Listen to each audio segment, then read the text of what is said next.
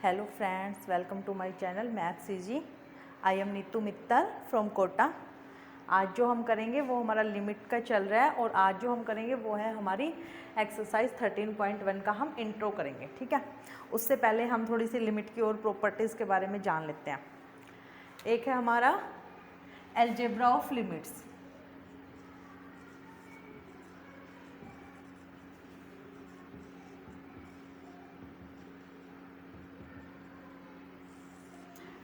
मतलब जब हम किसी फंक्शन पे दो फंक्शन कंबाइन है, या तो एडिशन में है, सब्ट्रैक्शन में है, या मल्टीप्लिकेशन में है, या फिर डिवाइडेशन में है, तो उनके ऊपर जो हमारी लिमिट है हम किस तरह से डिस्ट्रीब्यूट कर सकते हैं। सपोज करो हमारा है limit x tends to a और कंबाइंड फंक्शन है f of x plus g of x। तो हम यहाँ पे लिमिट को डिस्ट्रीब्यूट करके भी लिख सकते हैं। Limit x tends to a f of x plus limit x tends to a g of x। Means यहाँ पे क्या है कि हमने पहले दो फंक्शन को ऐड किया, उसके बाद उसके ऊपर लिमिट लगाया, या फिर हम क्या कर सकते हैं फंक्शन पे अलग अलग लिमिट लगा के उसके बाद उसको ऐड कर सकते हैं। सेम सब्ट्रैक्शन में है, यहीं पे कर देते हैं हम, यहीं पे प्लस माइनस और ये हो जाएगा हमारा यहाँ पे प्लस माइनस। इसी तरह से मल्टीप्लिकेशन में limit x tends to a, दो फंक्शन अगर हमारे मल्टीप्लाइड है तो ये हम अलग अलग इसके ऊपर फंक्शन पे अलग अलग लिमिट लगा के उसके बाद हम उसको मल्टीप्लाई कर सकते हैं। आगे ये चीज़ें जब हम क्वेश्चन करेंगे तो उसमें और अच्छे से क्लियर हो जाएगी। थर्ड है limit x tends to a if f of x divide by g of x। Then क्या होगा हमारा limit x tends to f of x upon limit x tends to a g of x। लेकिन यहाँ पे एक condition given होगी कि जब हम limits x tends to a करेंगे तो g of x is not equal to 0। क्यों? क्योंकि अदरवाइज हमारा फंक्शन क्या होगा, ये इनडिटरमिनेट फॉर्म में चला जाएगा। ठीक है, तो ये है हमारी लिमिट की प्रॉपर्टीज, अलजेब्राइक प्रॉपर्टीज। अब हम थोड़ा सा और हमारी जो एक्सरसाइज है 13.1 उसके बारे में बात करते हैं। जो एनसीईआरटी में एक्सरसाइज है लिमिट के ऊपर 13.1, उसमें क्या दे रखा है, हमें फंक्शन दे रखा है और फिर क्या करना है, हमें फंक्शन की वैल्यू को इवेलुएट करना है उस लिमिट के ऊपर। ठीक है, सपोज करो कि limit x tends to a, हमें फंक्शन दे रखा है तो हमें क्या करना है, इसकी वैल्यू निकालनी है।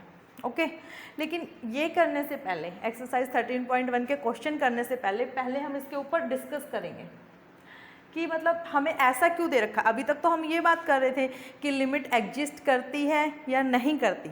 ठीक है, पिछली वीडियो में हमने इस बारे में बात किया था कि इस फंक्शन की लिमिट एग्जिस्ट करती है या नहीं करती, बट यहाँ पे इन्होंने क्या किया, सीधा ही ऐसे दे दिया कि x टेंड्स टू a और f ऑफ x और इसकी वैल्यू निकालो at x is equal to a पे हमें फंक्शन की वैल्यू निकालनी है। इसका तो यही मतलब हुआ f ऑफ a पे।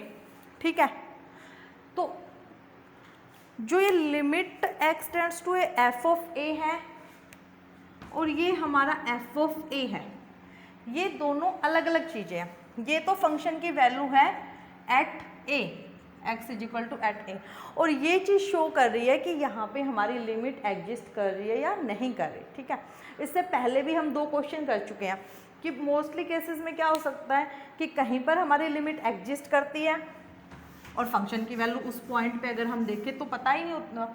ठीक है, इनडिटरमिनेट फॉर्म में होती है। जैसे लास्ट वीडियो में हमने क्वेश्चन किए थे, एक क्वेश्चन था हमारा x square minus 4x minus 2।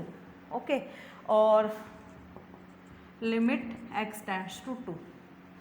ठीक है, इसी तरह से हमारा एक और क्वेश्चन था f ऑफ x, ठीक है, लिमिट x टेंड्स टू 0, और हमें फंक्शन की वैल्यू गिवन थी कि फंक्शन की वैल्यू क्या है हमारी 1 है। कब? जब हमारा x जो है लेस देन 0 है। 0 है when x is equal to हमारा 0 है, और क्या है हमारा 2 है जब x ग्रेटर देन 0। ठीक है, तो अगर हम इन दो फंक्शन में देखें, यहाँ पे पहले आप मेरा ये ध्यान से देखना कि मतलब हम ये चीज़ें क्यों डिस्कस कर रहे हैं। अभी हम नेट रिजल्ट पे नहीं पहुँच रहे, आगे आगे जब ये चीज़ें आपको क्लियर करूँगी तो आपको पता चलेगा कि मतलब ये चीज़ें मैं क्यों डिस्कस कर रही हूँ। ठीक है, तो यहाँ पे अगर मैं देखूँ फंक्शन को, तो x इज इक्वल टू 2 पे हमारा क्या हो रहा था, लिमिट एग्जिस्ट कर रही थी। हमने कैसे निकाला था, लेफ्ट हैंड लिमिट निकाला था और राइट हैंड लिमिट निकाला था। लेफ्ट हैंड लिमिट में क्या था हमारा, limit x tends to 2 positive sorry negative, और वहाँ पे जब हम फंक्शन के अंदर इसकी वैल्यू पुट कर रहे थे तो हमारी जो फंक्शन की वैल्यू थी f(2) वो अप्रोक्सीमेट 4 आ रही थी। ओके, और इसी तरह से जब हम राइट हैंड लिमिट कर रहे थे, limit x tends to 2 positive, तो वहाँ पे भी हमारी फंक्शन की वैल्यू 2 + h, और ये क्या था हमारा 2 - h। आगे उसके बाद हम क्या कर रहे थे कि limits h tends to 0 f(2) ऐसे करके निकाल रहे थे हम, तो वहाँ पे फंक्शन की वैल्यू हमारी अप्रोक्सीमेट 4 आ रही थी, यानी कि 3.99 कुछ आ रहा था। और यहाँ पे हम पॉजिटिव करके निकाल रहे थे, लिमिट h टेंड्स टू 0 और f(2) + h, वो हमारी अप्रोक्सीमेट 4.01 ऐसे कुछ आ रही थी।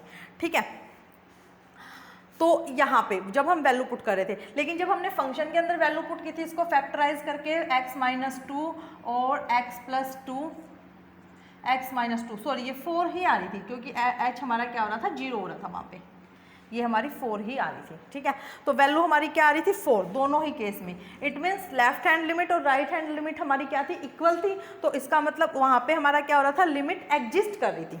ठीक है, 2 पर जब x टेंड्स टू 2, x जब 2 को टेंड्स कर रहा था तो लिमिट एग्जिस्ट कर रही थी, बट फंक्शन की वैल्यू एग्जिस्ट नहीं कर रही थी, वो 0/0 की फॉर्म में आ रही थी। इसलिए हमने स्पेशल कंडीशन वहाँ पे रखी थी कि x is not equal to 2। क्यों, क्योंकि अगर x 2 हो जाता है तो हमारा फंक्शन क्या हो रहा था, इनडिटर्मिनेट फॉर्म में हो रहा था 2 के ऊपर।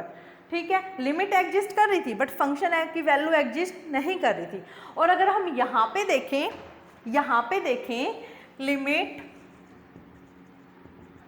x tends to 0।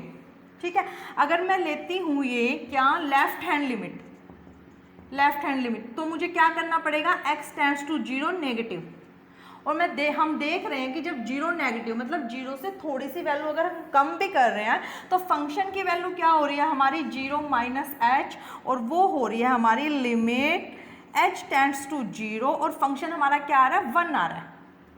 और इसी तरह से जब हम राइट हैंड साइड में जा रहे हैं तो फंक्शन क्या आ रहा है हमारा, limit x tends to 0 positive, और वो क्या हो रहा है हमारी फंक्शन की वैल्यू 2। ठीक है, तो यहाँ पे क्या हो रहा है, लिमिट एग्जिस्ट नहीं कर रही बट फंक्शन की वैल्यू एग्जिस्ट कर रही है 0 पे। क्या है, फंक्शन की वैल्यू 0।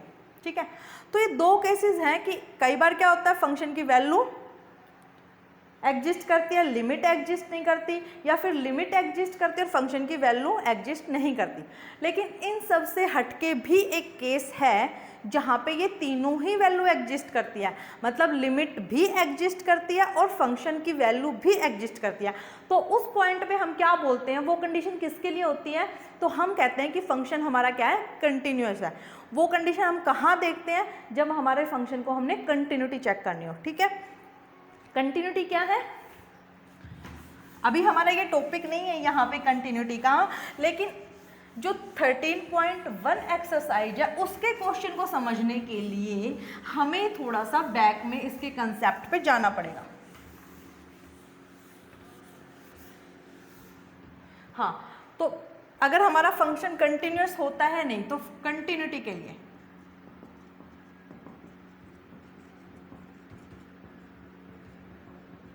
अब फंक्शन कंटिन्यूटी क्या होती है फंक्शन की, अभी हम सिर्फ इतना ही समझ लें कि जब हम फंक्शन को बिना पेन उठाए किसी फंक्शन के ग्राफ को अगर ड्रॉ कर सकें तो हम बोलेंगे कि वो फंक्शन क्या है, हमारा कंटिन्यूस है।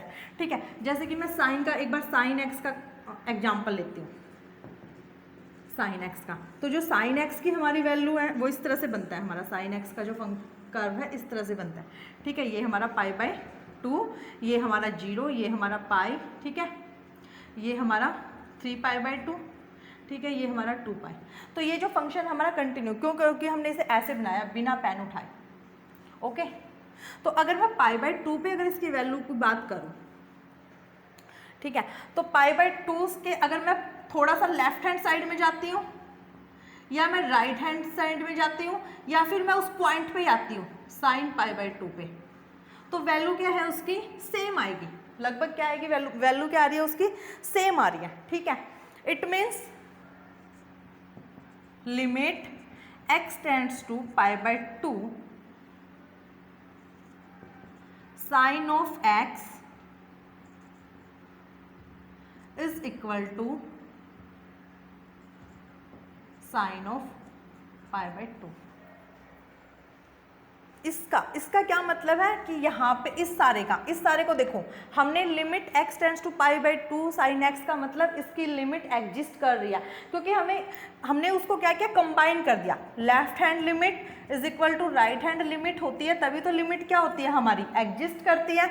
और हमने उसको कंबाइन करके हम उसको ऐसे लिख सकते हैं कि limit x tends to pi by 2 this, और this is equal to the value of sine curve at pi by 2 is same at the value of limit of x tends to pi by 2 of sin of x।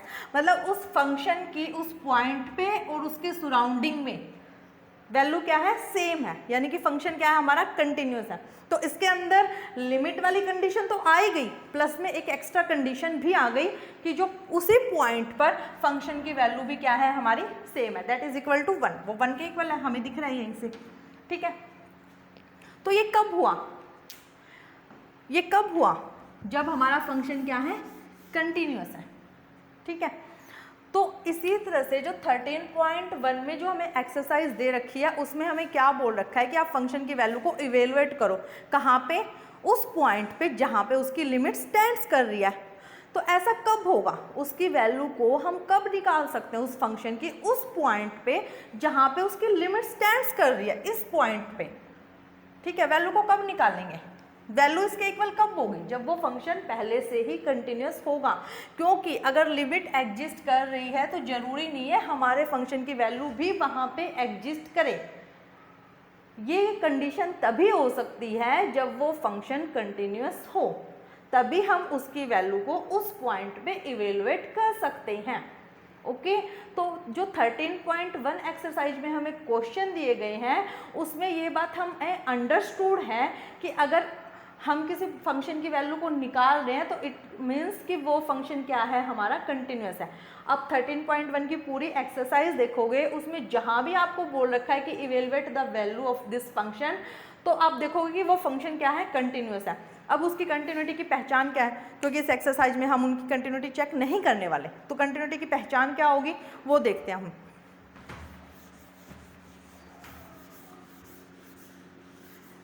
क्योंकि उसने हमें बोल तो दिया कि आप, मैं बार बार इस चीज़ को रिपीट कर रही हूँ, एग्जामिनर ने या बुक ने हमें बोल तो दिया कि तुम वैल्यू इवेलुएट करो, बट क्यों करें, हम तो बात लिमिट की कर रहे हैं कि लिमिट एग्जिस्ट कर रही है नहीं कर रही। तो इट मीन्स वैल्यू हम उसी कंडीशन में इवेलुएट कर सकते हैं अगर फंक्शन हमारा कंटिन्यूस है, ठीक है। तो आप देखोगे जितने भी आपको क्वेश्चन दे रखे हैं या तो वो क्या होंगे, अलजेब्राइक फंक्शन होंगे आपके, क्योंकि जितने भी अलजेब्राइक फंक्शन हैं वो सारे हमारे क्या होते हैं, कंटिन्यूस होते हैं। फॉर एग्जांपल x3 2x + 5 इस तरह के जो हैं, या जितने भी हमारे रैशनल फंक्शन है वो भी हमारे सारे क्या होते हैं, कंटिन्यूस होते हैं, ठीक है। Rational functions are always continuous, जैसे कि हमारा f(x) दे रखा है, नीचे हमारा g(x) दे रखा है, और ये किस तरह के फंक्शन है, हमारे अलजेब्राइक फंक्शन है, लेकिन कंडीशन वही होनी चाहिए कि हमारा g(x) is not equal to 0 होना चाहिए। और क्या है, जितने जैसे कि हमारे साइन कर्व है, साइन फंक्शन है, साइन एंड कोसाइन, ये फंक्शन भी हमारे क्या है, कंटिन्यूस है, अभी हमने बात की। और इसके अलावा जितने भी हमारे पोलिनोमियल होते हैं सब कंटिन्यूस होते हैं।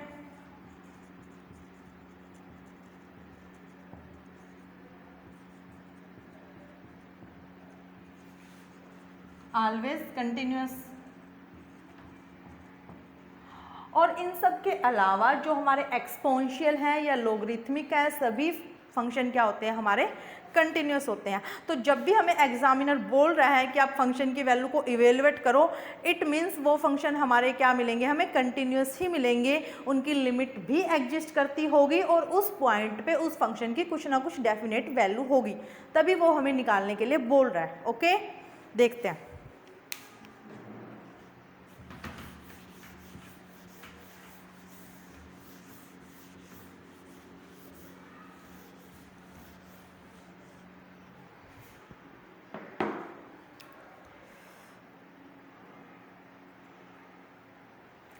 जैसे कि इसमें एनसीईआरटी में हमें एक एग्जांपल दे रखा है, limit x tends to 1, okay,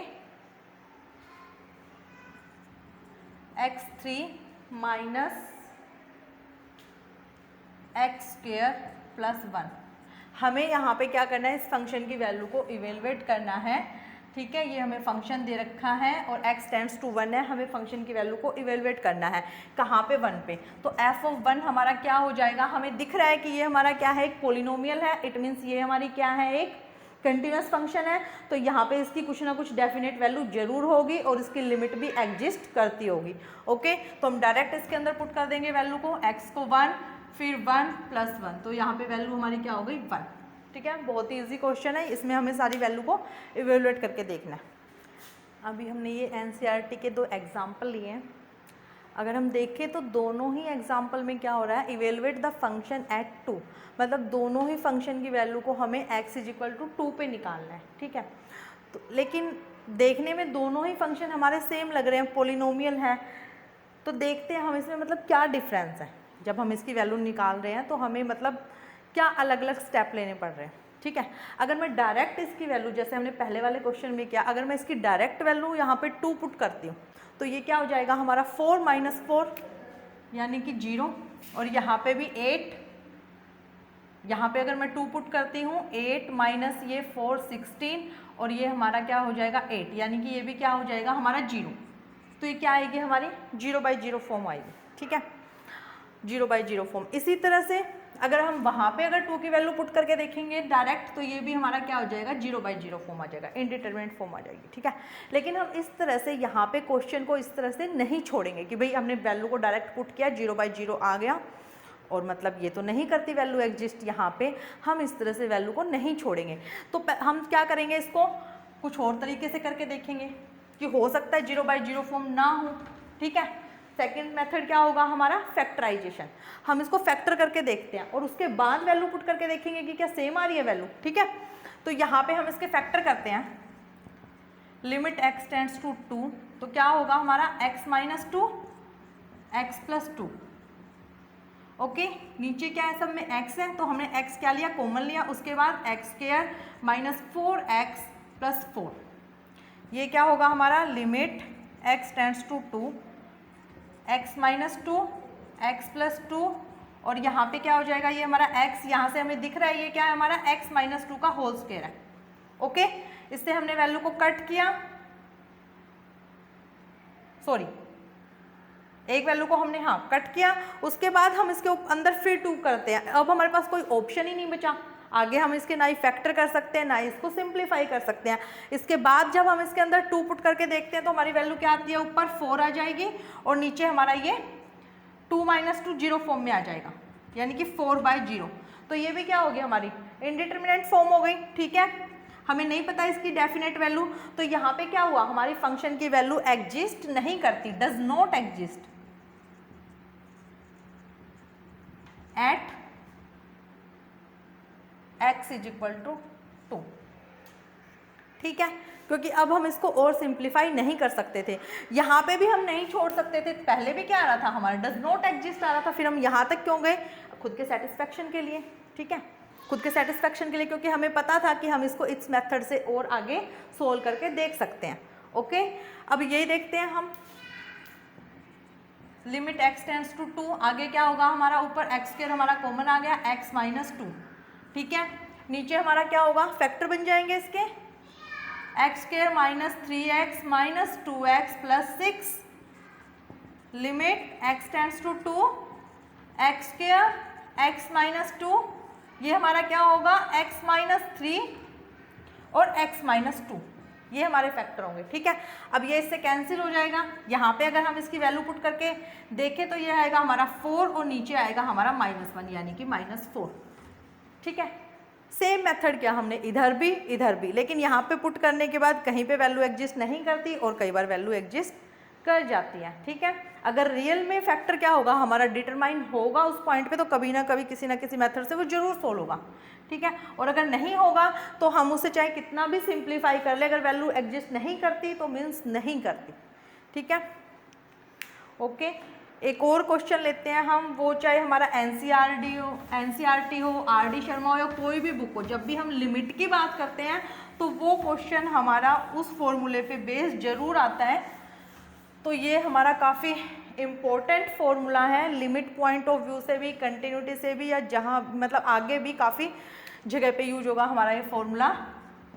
limit x tends to a x n minus a की power n x minus a, okay.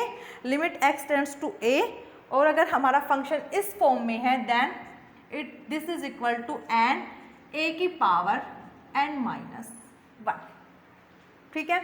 ये होगी हमारी वैल्यू। अब ये हुआ कैसे है, देखो जब हम इसको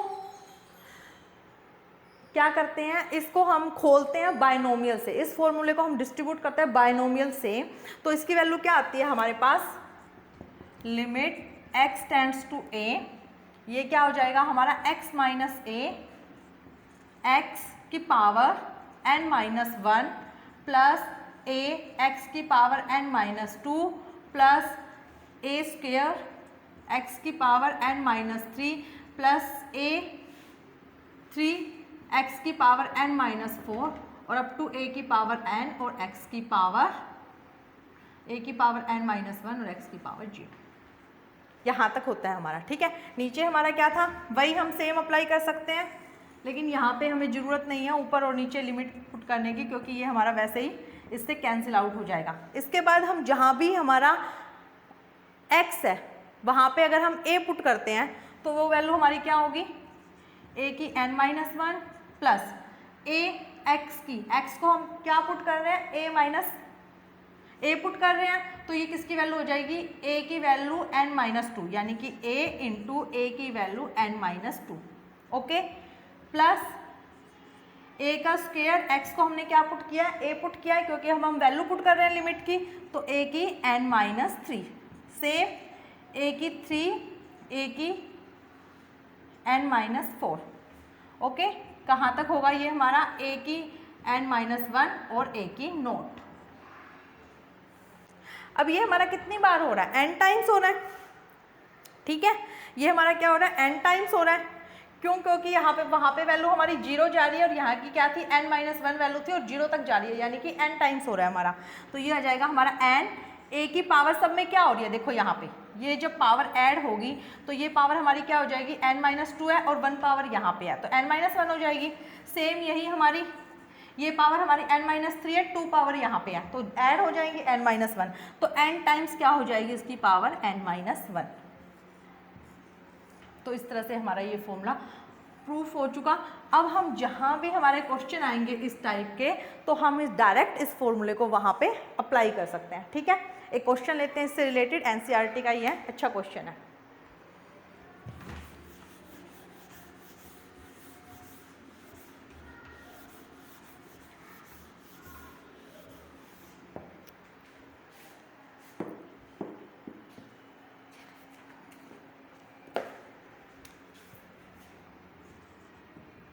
limit x tends to 1 x की पावर 15 माइनस 1 x की पावर 10 माइनस 1, ये एग्जाम्पल है, ठीक है।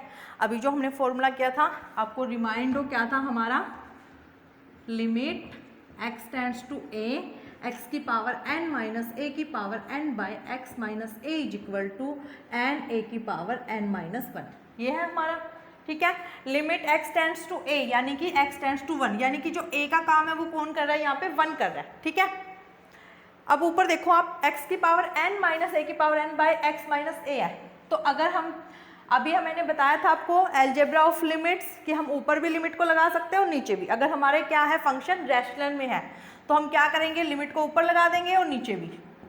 Limit x tends to 1 x 15 minus 1 upon limit x tends to 1 x 10 minus 1। ठीक है, लेकिन उस फॉर्मूले को अप्लाई करने के लिए हमें नीचे क्या चाहिए, x माइनस ए ही चाहिए, यानी कि x माइनस 1 चाहिए। ऊपर भी हमें ये फॉर्मूला अप्लाई करना है और नीचे भी हमें ये फॉर्मूला अप्लाई करना है, लेकिन दोनों केसेस में क्या है, हमारा a सेम है तो हम सेम चीज़ अप्लाई कर सकते हैं इसके नीचे भी और इसके नीचे भी। तो ये हमारा क्या बन जाएगा, लिमिट x टेंड्स टू 1, हमने क्या किया, न्यूमरेटर और डेनोमिनेटर को सेम चीज़ से डिवाइड कर दिया। x 15 माइनस 1 की मैं 15 लिख सकती हूँ, कोई इफेक्ट नहीं पड़ना 1 पे, x minus 1 divide by limit x tends to 1 x की 10 माइनस 1 की 10 अपॉन x माइनस 1। इसको मैं ऐसे लिख सकती हूँ, मैंने न्यूमरेटर और डेनोमिनेटर दोनों को x माइनस 1 से डिवाइड कर दिया। अब देखिए हमारा सेम वही वाला फॉर्मूला बन चुका। ठीक है, जो a है हमारा वो क्या है, 1 है, 1 जो है हमारा वो a का काम कर रहा है। तो हमारा फॉर्मूला क्या था, n यानी कि 15, ऊपर वाले केस में n की वैल्यू क्या है 15, a क्या है हमारा 1 की पावर n माइनस 1 यानी कि 15 माइनस 1 डिवाइड बाय n। अब यहाँ पे n की वैल्यू क्या है इस केस में, यहाँ पे हम अलग से फॉर्मूला अप्लाई कर रहे हैं, तो यहाँ पे n की वैल्यू क्या है हमारी 10, तो 10 a यानी कि वही 1 n माइनस 1, तो n क्या है यहाँ पे 10 माइनस 1, तो ये क्या हो गया हमारा 15, क्योंकि 1 की वैल्यू जो भी हो डजेंट मैटर, 15/10 यानी कि 3/2। ओके, तो इस तरह से हम डायरेक्ट फॉर्मूला अप्लाई करके इस क्वेश्चन को काफ़ी इजी बना सकते हैं। ठीक है, और देखते हैं हम एनसीईआरटी के इम्पोर्टेंट क्वेश्चन। अभी इस वीडियो में इतना ही, तो प्लीज़ सब्सक्राइब माय चैनल ज़रूर, क्योंकि आपके सब्सक्रिप्शन से ही मुझे मोटिवेशन मिलेगा। Okay, thank you.